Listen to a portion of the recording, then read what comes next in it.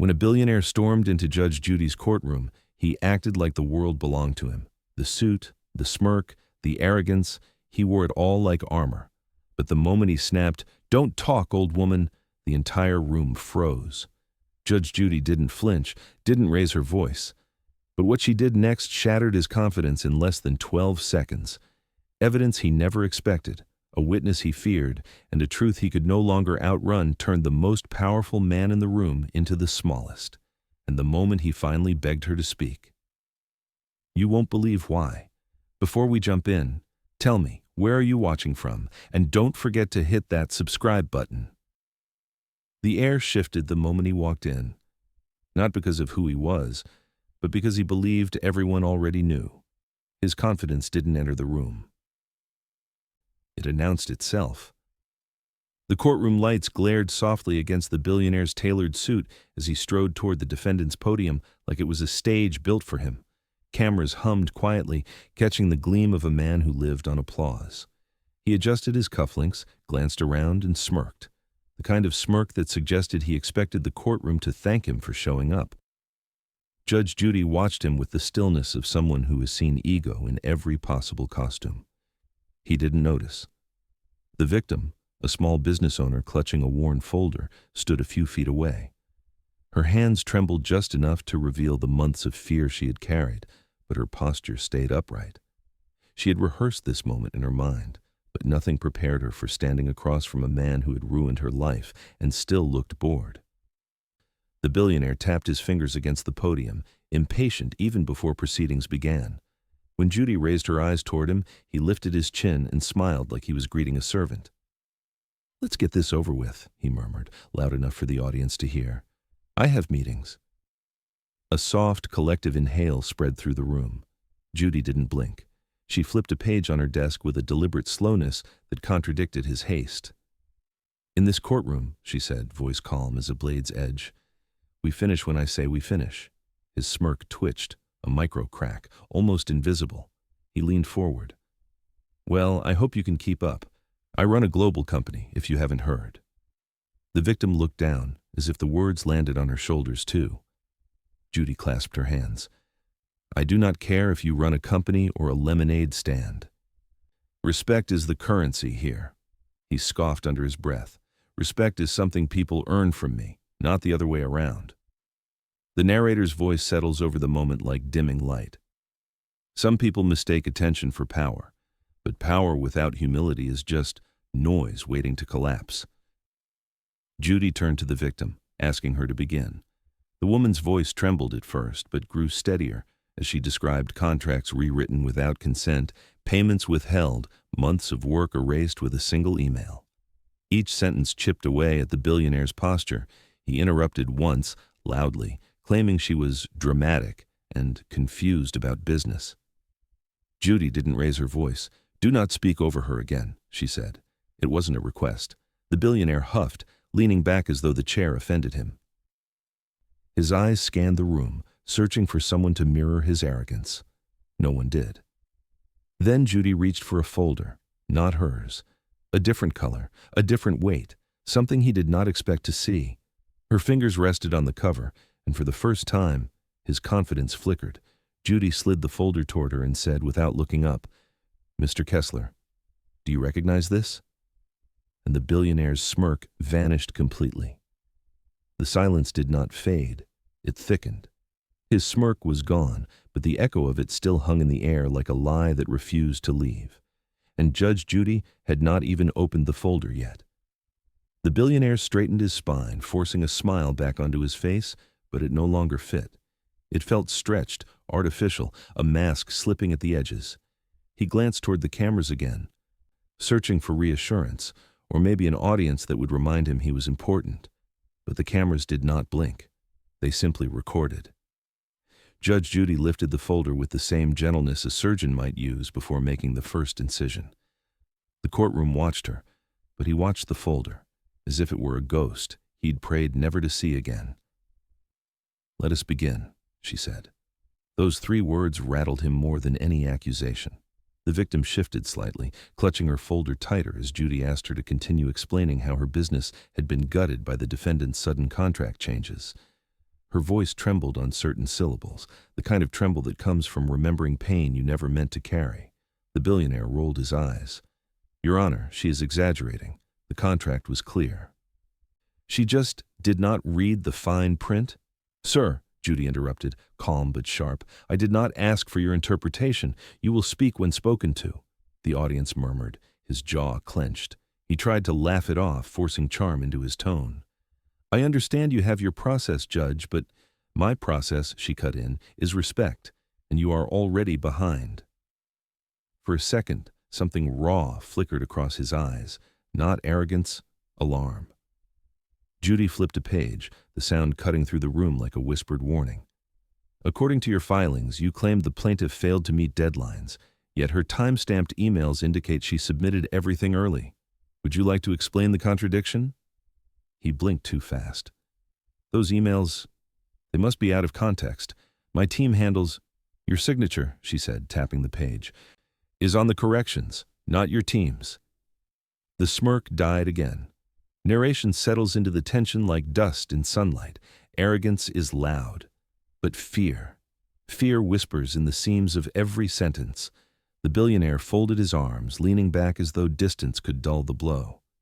"Look, I'm a busy man. I cannot micromanage every document." Judy looked over her glasses, a move that felt like the courtroom itself took a step closer. "You micromanage these," she replied, tapping the page again. The victim swallowed, eyes fixed on him, not with anger anymore, but realization. She was seeing the man behind the mask, the cracks behind the smile he polished for public view. The billionaire's breath hitched, subtle but unmistakable. He looked at the folder again. He knew what was inside. He knew what she was about to uncover. Judy lifted the cover. Her eyes narrowed slightly. "Mr. Kessler," she said, "before I read this into the record, is there anything you would like to admit?" His throat tightened, and he said nothing. The paper slid from the folder like a blade slipping free of its sheath. No one breathed, not even the billionaire, especially not him. Judge Judy held the document delicately, as if the truth inside it had weight, as if it pressed against her fingers with its own insistence to be heard. The billionaire leaned forward, involuntary, his eyes narrowing as though he might stop the ink from revealing itself by will alone. He could not. The courtroom lights seemed to dim, or maybe it was the realization settling across his face. The victim watched him carefully now. For the first time, she did not look intimidated. She looked curious.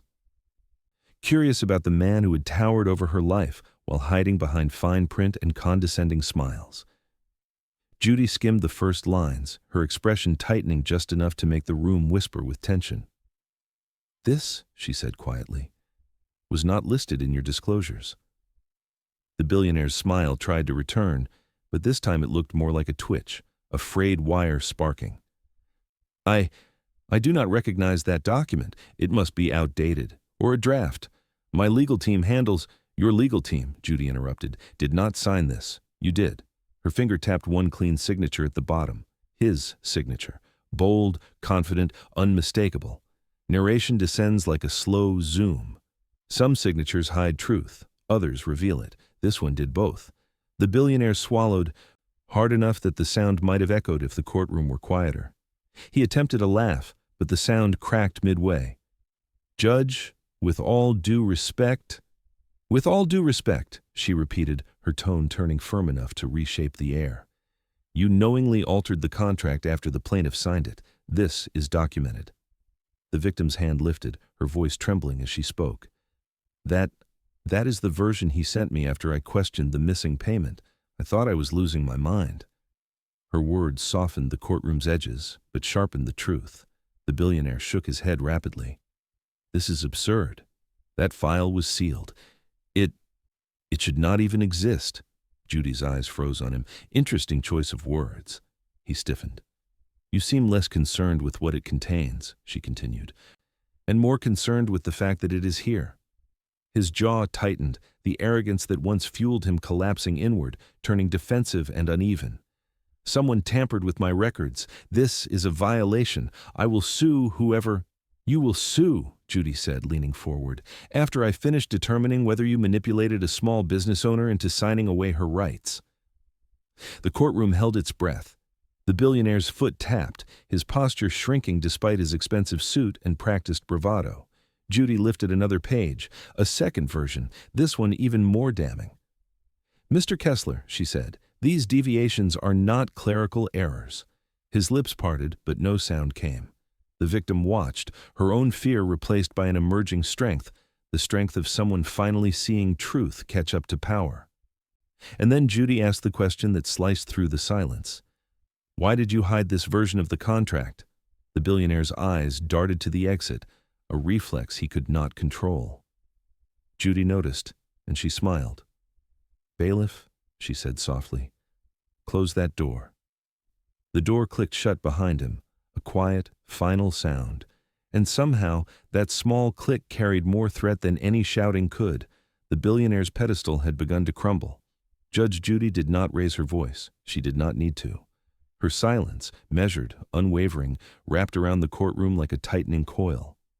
The billionaire shifted in place, tugging at his cufflinks again, trying to rebuild the arrogance leaking out of him like air from a punctured balloon. "Mr. Kessler," Judy said, her voice calm as a surgeon preparing an incision, "look at me." He hesitated. That alone said more than words ever could. When he finally lifted his gaze, something in his eyes flickered, fear disguised as defiance. "You filed altered contracts," she said. "You withheld payments, you misrepresented deadlines, and now you are attempting to blame your own legal team." He inhaled sharply, puffing up his chest. "They were responsible. I am the CEO. I delegate." "Delegation," Judy cut in, "is not deception." The tension pulsed through the room as if the walls themselves were listening. Narration slides over the moment like dimming light. Power looks different when it is cornered, louder, sharper, and far more fragile. The billionaire stepped closer to the podium, leaning in as though height could recover lost control. "I run a billion-dollar enterprise. I do not have time to coddle people who cannot keep up with—" "You are not running anything in here," Judy replied, her tone colder than any reprimand he had heard before. "In this room, you answer for your choices. Do you understand that?" His throat tightened. "I understand perfectly," he snapped. "You want to make an example out of me." "I do not need to make an example," she said. "You brought one." The victim watched the exchange with wide, steady eyes, witnessing, perhaps for the first time, the collapse of a man who once seemed untouchable. Judy flipped another page in the disputed file. The sound, a simple rustle of paper, made the billionaire flinch. "These notes," she said, "outline directive changes made after the plaintiff completed her work. The alterations benefit only you." He opened his mouth, but Judy raised a single finger, and he froze mid-breath. "You will speak when I give you permission," she said. His jaw clenched, his hands curled on the podium. The camera lights glinted against his tense posture, catching every crack in his once impenetrable armor. Judy looked toward the clerk. "I need an additional document, the one sent to Chambers this morning." The billionaire's head snapped toward her. "What document?" She didn't answer. That was the answer. The victim's breath caught. Even the bailiff straightened, sensing the shift. The billionaire's voice dropped an octave, not with confidence, but desperation. "Judge, whatever that is, it is irrelevant. My team sends things all the time. You cannot rely on—" Judy cut him off with a single look. "Bring me the file," she instructed the clerk. Narration settles like thunder waiting to break. He thought the worst was already on the table. He was wrong. The clerk stepped away, footsteps echoing down the hallway. Every eye followed him, except Judy's. She watched the billionaire. He finally swallowed, visibly shaken. Judy leaned back slightly and said, "When this document returns, Mr. Kessler, your story will not survive it." The moment the clerk re-entered with the document, something inside the billionaire snapped. Not loudly, not visibly, but enough that the courtroom air shifted, as though his confidence had sprung a silent leak. He tried to hide it behind a laugh, but the sound landed unevenly, betraying the tremor climbing up his throat.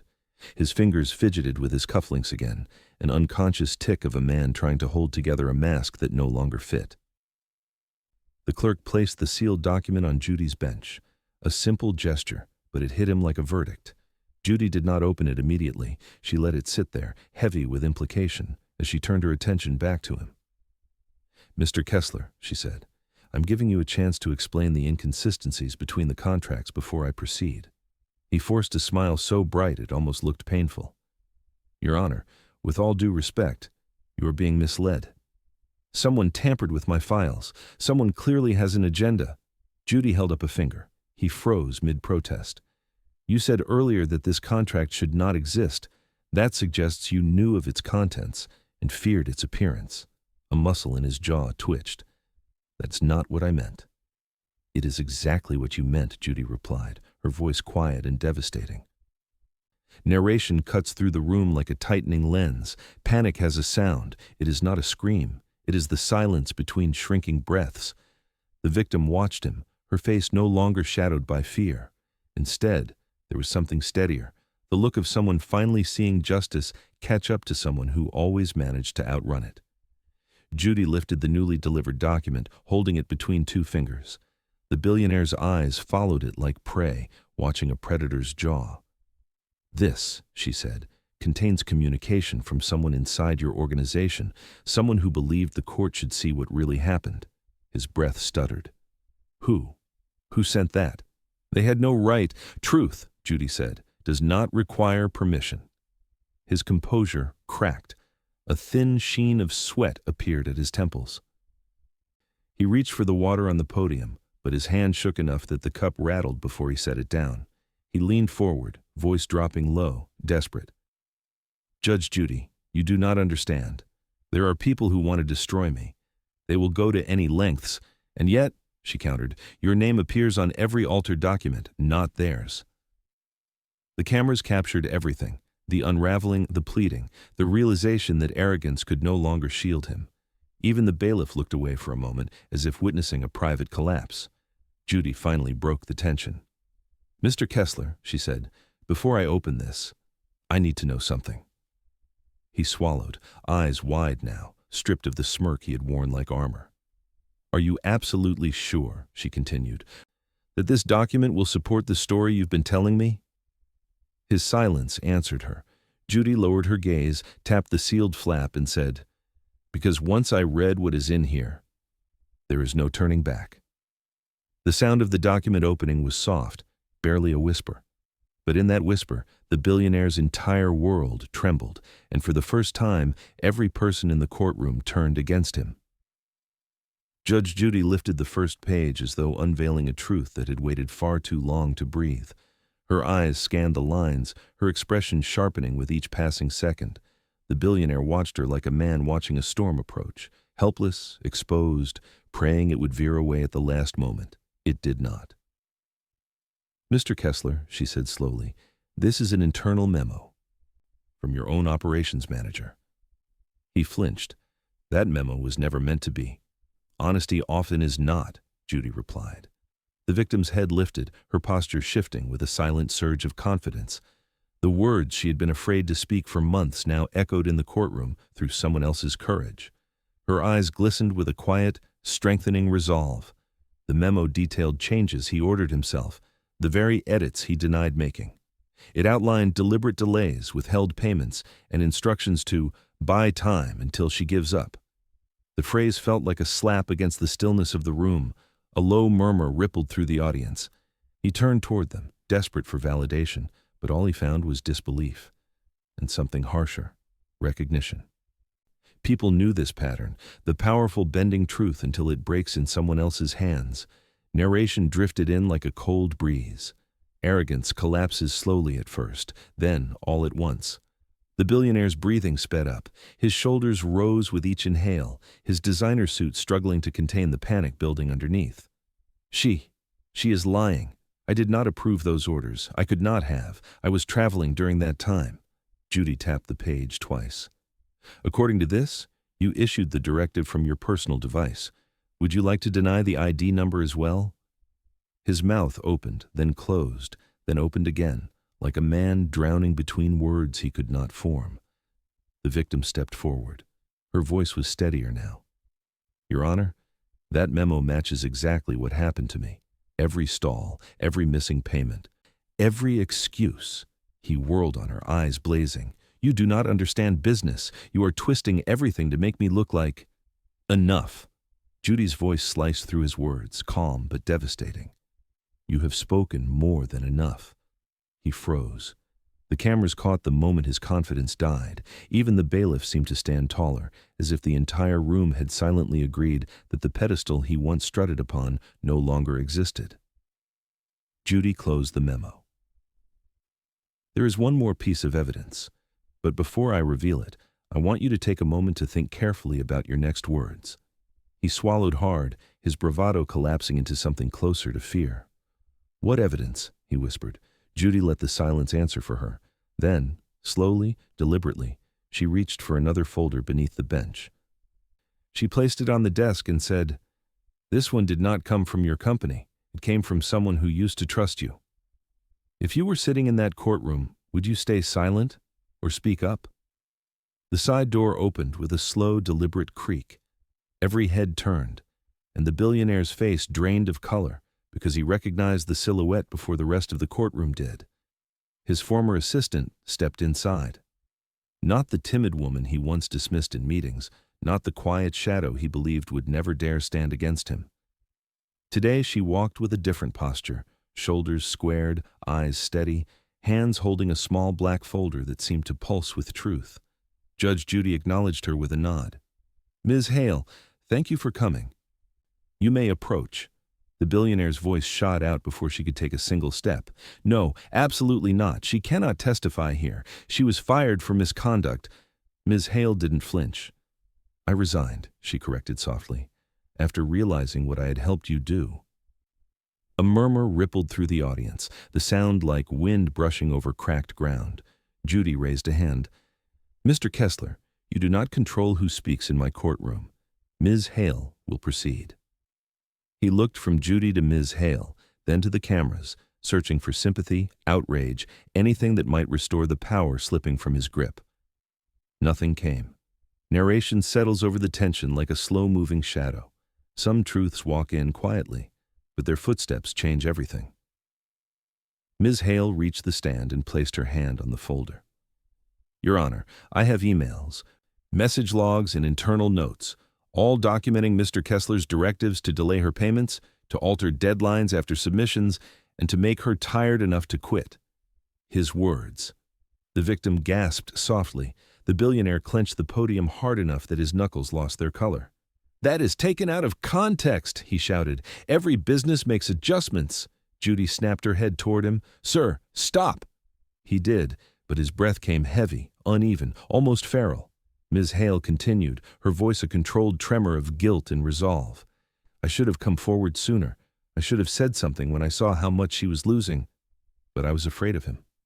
The victim's eyes softened, a quiet blend of gratitude and sorrow. "And there is more," Ms. Hale said, opening her folder.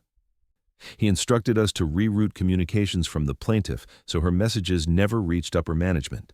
The billionaire slammed a hand on the podium. "You liar!" "Enough!" Judy's voice cracked through the room like lightning. "Your behavior right now is proving more than her documents ever could."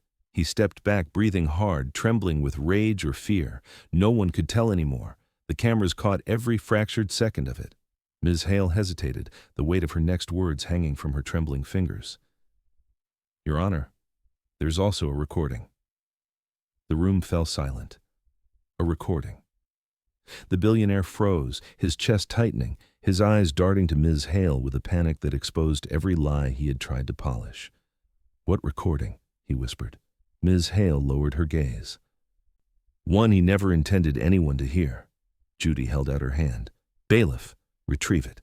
The bailiff stepped forward, and the billionaire shook his head, backing up like the walls were closing in. As the bailiff approached, Ms. Hale whispered, "It's the moment he said the words that broke everything apart." And the billionaire whispered back, to no one, "Oh God, not that." The tablet hit the judge's bench with a soft thud. 12 seconds of audio. 12 seconds that could dismantle an empire and the man who built it. Judge Judy positioned the device so the entire courtroom could see the screen glowing faintly, like a quiet warning. Ms. Hale stood trembling at the witness stand. The victim clutched her hands together, knuckles pale. The billionaire simply stared. Not at Judy. Not at the victim. But at the tablet, like it was a countdown clock to his own undoing. Play it, Judy instructed. The bailiff pressed the screen, a static breath, a muffled shuffle, and then his voice, unmistakable, unfiltered, dripping with contempt. Do not talk, old woman. You think you matter? You're nothing. I decide what happens. Not you, not her, not anyone. Gasps rippled across the room like breaking glass. The victim flinched, as if the memory still lived beneath her skin. Ms. Hale looked down, shame pressing her shoulders inward, and the billionaire closed his eyes, as though the darkness behind his eyelids could erase the sound. But Judy did not blink. Her eyes sharpened, reflecting the glow of the screen like steel catching fire. Narration sinks into the stunned silence. Arrogance can be hidden in paperwork, but in a voice, in tone, in the raw echo of a man speaking without an audience, that is where truth lives. The audio continued. You stall her, you bury her, she will give up. They always do. The victim covered her mouth. The billionaire took a staggering step backward. That was taken out of context. I was frustrated. She was demanding things she wasn't owed. Judy raised her hand. He froze instantly. Mr. Kessler, she said, voice slow, quiet, deadly. What I just heard was not frustration. It was contempt, and it was strategy. He shook his head wildly. No, you do not understand. That was private. That was... Exactly, Judy interrupted. Private is when people reveal who they truly are. His breathing turned ragged. He looked around the courtroom for sympathy, but every pair of eyes flinched away. Even the cameras seemed to capture him differently, not as a powerful mogul, but as a man stripped of the illusion that once protected him. The bailiff paused the recording. Silence. Not peaceful silence, heavy, suffocating moral silence. Judy leaned forward. Mr. Kessler, this recording shows intention, calculation. You did not just harm the plaintiff in business. You belittled her as a person. You weaponized power to break someone who trusted your word. He pressed his palms against the podium, knuckles bending painfully. His voice cracked. Judge, you cannot let that define me. It already has, she said. The victim's eyes shimmered, not with fear, not anymore. With validation, relief, the realization that the truth finally had volume. But Judy wasn't finished. Her gaze dropped to the tablet, then to a second icon Ms. Hale had placed in the folder. There is more, she said. Another file. The billionaire's head snapped up. No, Judy touched the screen gently. This one, she said, reveals what you did next.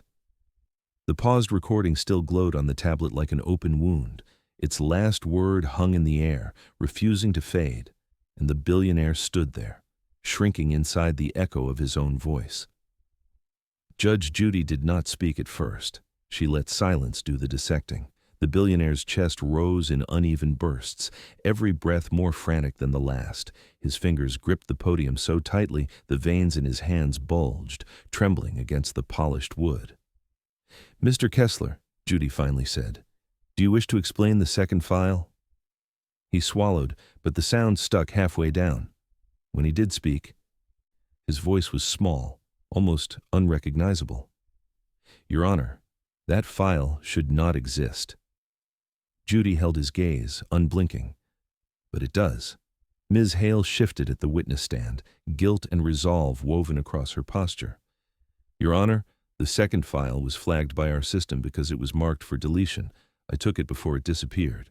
He snapped his head toward her. You stole from me. She didn't flinch. I saved evidence. The victim watched silently, her eyes reflecting something fragile but steady. Not triumph, grounding. This wasn't her winning. This was truth rising. Judy tapped her pen once, a sound that cut sharper than any gavel. Mr. Kessler, what is in that second file? His breath hitched. He looked at the tablet like it might detonate. Private conversations, frustrations, nothing relevant. Judy's stare hardened. Your definition of relevant is what brought us here. Narration folds into the tension like a dimming spotlight. There's a moment in every unraveling when a person stops defending themselves and starts fearing themselves. The billionaire's shoulders trembled. His voice rose, cracked, then collapsed. This is unfair. I built everything I have. I worked harder than any of these people. And now, one mistake. Stop. Judy's voice landed with surgical precision. "This is not about a mistake. This is about a pattern." He froze, eyes glassy, mouth half open, a man suspended between anger and a terror he could no longer disguise. The victim stepped forward, her voice quiet but piercing. "All I wanted was what you promised, your word, your fairness, that was all." He looked at her, really looked, and something inside him faltered. The arrogance that once fueled him flickered like a dying flame. His lips parted, a whisper slipping out unintentionally. "I never meant to hurt you." The courtroom stilled. Judy leaned in slightly. "Then why did you?" The question struck him harder than any document. He searched for an answer, but none came. His throat tightened, his eyes darting around the room, searching for escape from a truth cornering him from every side. Then, under his breath, barely audible, he whispered words that chilled the room. "I didn't think anyone would fight back." Ms. Hale gasped. The victim's eyes widened. Even the bailiff shifted weight, absorbing the confession's weight. Judy's posture sharpened, recognizing the first real crack in his armor. She opened the second file slowly and said, "Then you are not prepared for what comes next. Do you think remorse should ever erase guilt, or does justice demand accountability no matter what?" His whispered confession still floated in the air like smoke from a fire he could no longer control. And when Judy opened the second file, something in him broke, not loudly, but with the quiet, unmistakable sound of fear taking its first breath. The billionaire's posture collapsed inward. His hands, once confident and commanding, now gripped the podium like it was the only thing keeping him from falling. His eyes were glued to the folder as though staring at it hard enough might erase the truth inside. Judge Judy examined the pages slowly, her silence a deliberate dissection. The courtroom didn't move. Even the cameras seemed to zoom closer, drawn by the gravity of a man unraveling. "Mr. Kessler," she said at last, "this file contains internal messages between you and two senior managers. The tone is explicit." His breath hitched. "Your Honor, please. Those were private conversations, venting, frustrations. They do not reflect They reflect exactly who you are when you think no one is listening," she interrupted. Narration folds into the moment like a downward spiral of light. Arrogance talks loudly. Fear whispers. But guilt changes a man's breathing. The victim watched him with a strange new expression, not anger, not vindication, but clarity. She was seeing truth without distortion. He, however, was seeing something he never expected. The end of his own illusion. Judy continued reading. "Drag it out until she breaks. She won't matter in 6 months. Money is leverage. Use it." She set the papers down. "Those are your words." He shook his head, stepping back as if distance could dilute responsibility. "Those were jokes. Dark humor. I didn't mean—" "Humor," Judy said coldly, "is not weaponized against people you exploit." He blinked rapidly. His chest tightened. The rise and fall of his breathing sped into a panic rhythm he could no longer contain. "Judge Judy, I swear to you, I never thought she'd see any of that. I never thought—" "That," Judy said, leaning forward, "is the problem." His lips quivered. The persona he crafted, billionaire, mogul, untouchable titan, flickered like a faulty light. Beneath it was someone smaller, someone terrified, someone who had never expected to be truly seen. Ms. Hale lowered her gaze, guilt shadowing her features. "I was part of it," she whispered. "We all were, because he made us afraid." He spun toward her, eyes wild. "You don't get to say that. You don't get to—" "Mr. Kessler." Judy's voice cracked through him like a verdict. He stopped instantly, chest heaving. The victim's voice broke the quiet, soft, steady. "Why was it so easy for you to hurt me?" He turned toward her, and for a moment, a fragile, fractured moment, his face held something painfully human, not regret, not yet, but the awareness of what he'd become. He opened his mouth to answer, but Judy spoke first. "There is one more witness," she said. The billionaire's eyes widened in raw panic. Judy nodded to the bailiff. "Bring him in." The door opened. A single pair of footsteps entered, slow, steady, unwilling, but resolute. And the billionaire's face drained as if someone had pulled the world out from under him. His younger brother walked in, not someone from the company, not a former employee, not another witness he could dismiss. Family. The billionaire stumbled back from the podium, nearly losing his balance. His breath hitched in protest. No, no, he doesn't belong here. He has nothing to do with this. Judge Judy didn't look at him. Her eyes followed the younger man approaching the stand with quiet gravity, his posture carrying an ache the room could feel. State your name for the record, she said. The man swallowed. Daniel Kessler. A hush swept across the courtroom. The victim leaned forward. Ms. Hale's eyes softened. The cameras zoomed in, sensing the shape of something deeper, something older than paperwork or power. The billionaire's voice cracked like thin glass. Judge, he is estranged. He cannot testify. He has no relevance. Judy raised an eyebrow. Let me decide relevance. Narration drifts in, low and heavy. Some truths don't come from evidence. They come from history. And history has its own weight. Daniel settled into the witness chair, hands clasped tightly. His gaze didn't meet his brother's. Not yet. Why are you here? Judy asked. Daniel exhaled, a trembling release. Because someone had to tell the truth about him before he destroys anyone else. The billionaire shook his head, mouth opening in silent horror. Don't do this, he whispered, but Daniel continued, he wasn't always like this. Or maybe he was. Our father, his voice faltered, he steadied himself. Our father believed fear was strength. He taught us that empathy was weakness. He praised us when we lied convincingly. He hit us when we hesitated. A shiver moved through the courtroom. The victim's eyes glistened. Ms. Hale covered her mouth. Even the bailiff's stance softened. The billionaire clenched the podium, face twisted, not with anger, but with something more fragile, something he'd buried so deeply it no longer fit his expression.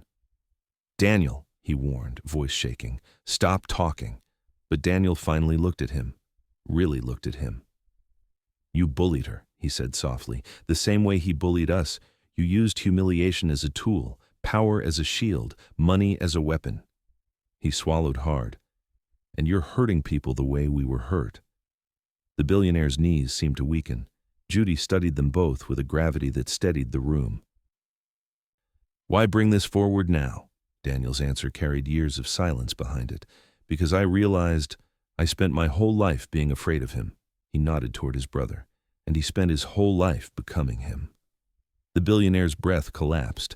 A single tear slipped down Daniel's cheek, and something inside the billionaire shattered in response. He whispered, Danny, don't. Daniel closed his eyes. I leaked the sealed documents, all of them. Gasps erupted. Judy's expression sharpened, not with surprise, but with understanding. The billionaire staggered back a step, grief and betrayal clashing across his face. Not the theatrics of a man losing power, the devastation of a child losing the narrative he'd built to survive. Daniel opened the folder in front of him.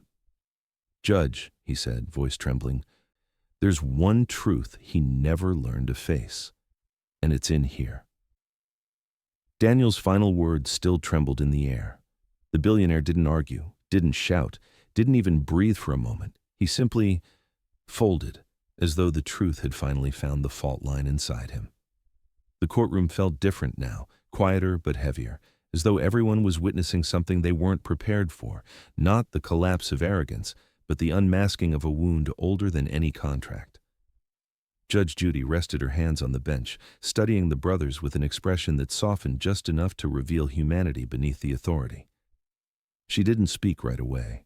The silence mattered here. It gave weight. It gave space. It allowed truth to settle where denial used to live. Daniel exhaled shakily, eyes damp. I'm sorry, he whispered, though no one was certain who the apology belonged to. The billionaire finally lifted his head. His eyes were red, not from rage, but from something more fragile, something he had spent decades avoiding. The armor he wore, the sharp edges, the cultivated dominance, none of it fit anymore. Danny, he said in a choked voice, you don't know everything. Daniel shook his head. Enough. Enough to know you're hurting people because you never healed from what hurt us. The courtroom absorbed the confession like a bruise deepening. Narration flows softly, dimly, like the glow after lightning. Sometimes the harshest judgment doesn't come from a courtroom. It comes from family, the mirror we spend our lives avoiding. Judge Judy leaned forward, voice lower now, threaded with a stern gentleness. Mr. Kessler, trauma may explain behavior, but it does not excuse the harm you caused this woman. The victim flinched, not from the words, but from the acknowledgement. She looked between the brothers, her expression shifting between empathy and old hurt. The billionaire wiped his face with the back of his trembling hand. I thought if I was powerful, no one could ever treat me the way he treated us. Daniel's eyes softened, the resentment mixed now with sorrow. Power didn't save you. It turned you into him. The billionaire broke then, a quiet collapse, shoulders shaking, breath hitching, the room watching the unraveling not with cruelty, but with the gravity of witnessing a human being stripped of every illusion he built to survive. Judge Judy allowed him that moment, allowed the truth to breathe. Then she turned gently toward the victim. Ms. Carter, you have listened patiently while this courtroom peeled back layers of a man's past, but your pain is present. Your losses are real. Would you like to say anything? The victim stepped forward, courage steadying her spine. Yes, Your Honor. Her voice didn't shake this time. I believe pain can make people cruel, but cruelty shouldn't be allowed to go unchallenged. She looked directly at the billionaire, not with hatred, but with clarity. You owed me fairness, you owed me honesty. I hope you find healing, but I need justice. He closed his eyes, tears slipping down again. This time he didn't hide them. Judy nodded. And justice is what this court intends to deliver. The billionaire stiffened, a man bracing for the impact of everything he once feared. Judy lifted her gavel slightly and said, But before I rule, there is still one question he must answer. Judy's question hung in the air like a suspended blade. The billionaire looked up slowly, as if rising through water, and for the first time, he didn't look arrogant. He looked afraid of his own answer. Mr. Kessler, Judge Judy repeated gently but firmly, what are you afraid of losing?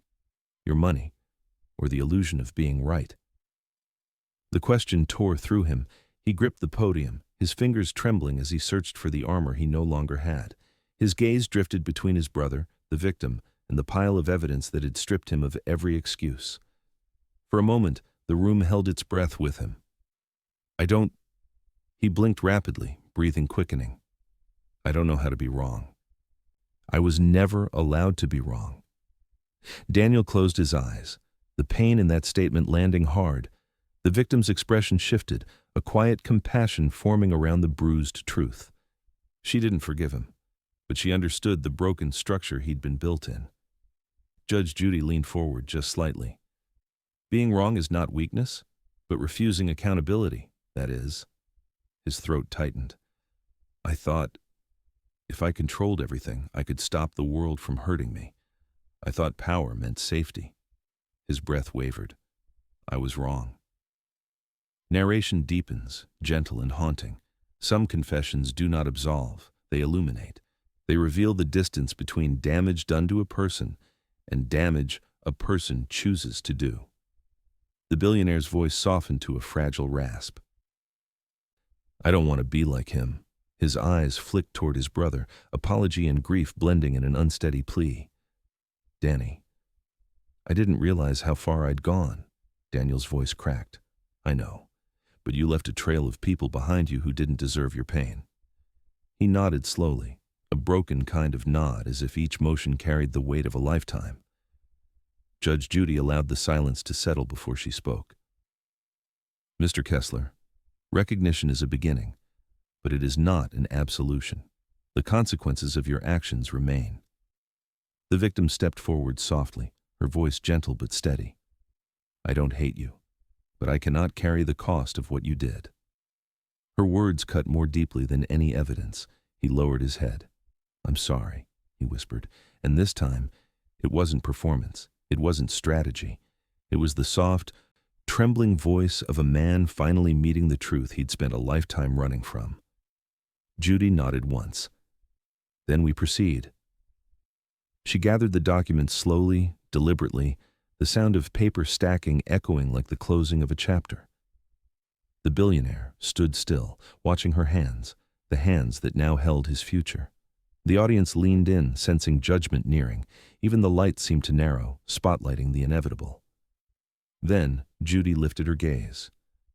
"Before I deliver my ruling," she said, "the court will hear one final statement." The billionaire stiffened, his lips parted, Judy's eyes fixed on him, steady, piercing. "Mr. Kessler, this last word must come from you." He opened his mouth, but no words came out. For the first time in the entire trial, the billionaire's silence wasn't defiance, it was surrender. Judge Judy waited, not impatiently, not harshly. She waited with the stillness of someone who understood that the truth sometimes needs a moment to gather itself before it stands. When he finally spoke, his voice barely carried. "I don't know how to fix what I broke." The victim inhaled sharply, a soft sound, almost sympathetic, almost painful. Judy nodded once. "Acknowledging that may be the first honest thing you've said today." He wiped at his eyes again, as though embarrassed by the wetness there. But no one mocked him, no one smirked. Even the cameras felt quieter, capturing not the spectacle of a fall, but the human wreckage beneath arrogance. Narration drifts in gently, like a lantern dimming. Consequences aren't always loud. Sometimes they come as a whisper, settling heavy on the shoulders of someone who finally understands the cost of his choices. Judy placed her hands squarely on the bench. "Mr. Kessler, this court has heard evidence of manipulation, dishonesty, targeted pressure, and emotional harm. While your past explains some of your behavior, it does not absolve it." He nodded shakily, bracing. "Your actions were deliberate," she continued, "calculated. You used power not to lead, but to intimidate. You caused measurable damage, financial and emotional, to someone who trusted your contract and your word." The victim's eyes shimmered, witnessing dignity being restored piece by piece. "And yet," Judy added softly, "I see a man who is not beyond understanding, a man who finally recognizes the wound he has carried and the wounds he has inflicted." His lips trembled, absorbing each word like a verdict wrapping itself slowly around him. Ms. Hale looked down, hands clasped tightly, as though release from guilt required watching this consequence unfold. Daniel watched his brother with a mix of sorrow and relief, as though seeing the man he once knew buried beneath years of mimicry and fear. Judy straightened slightly, preparing her ruling. The room leaned forward with her.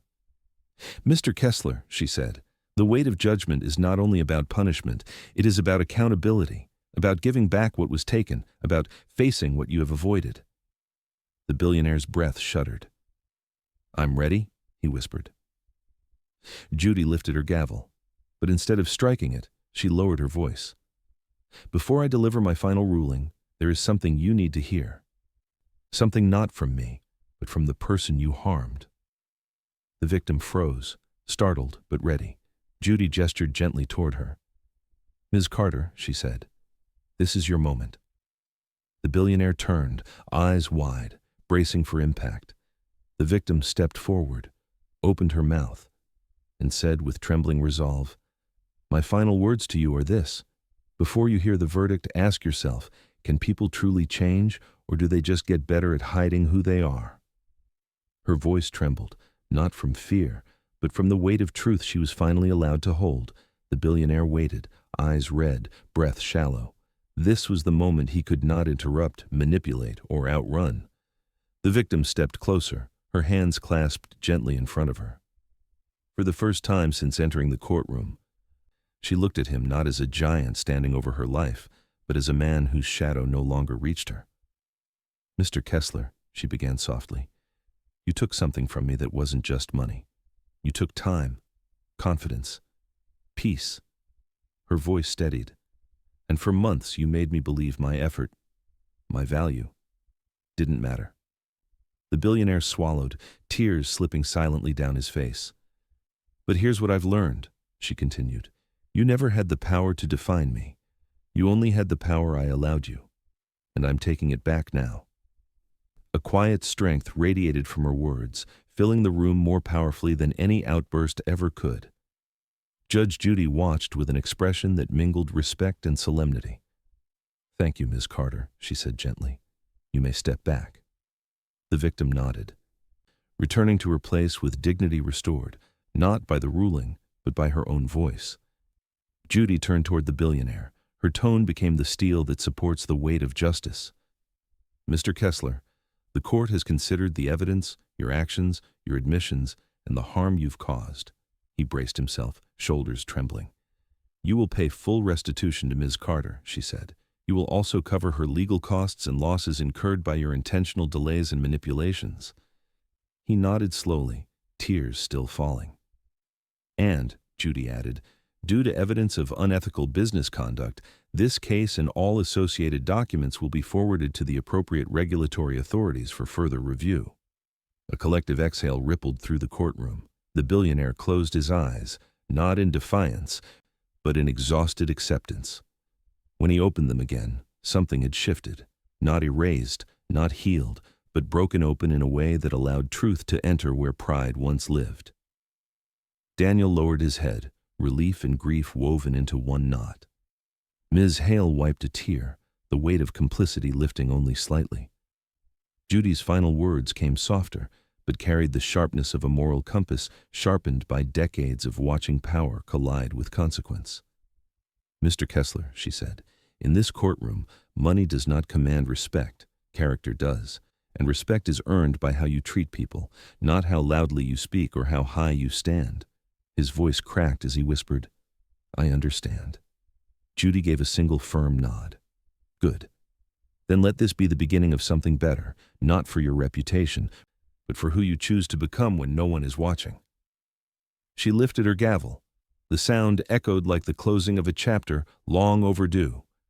Arrogance collapses, truth endures, and justice, when spoken clearly, teaches even the powerful how to listen.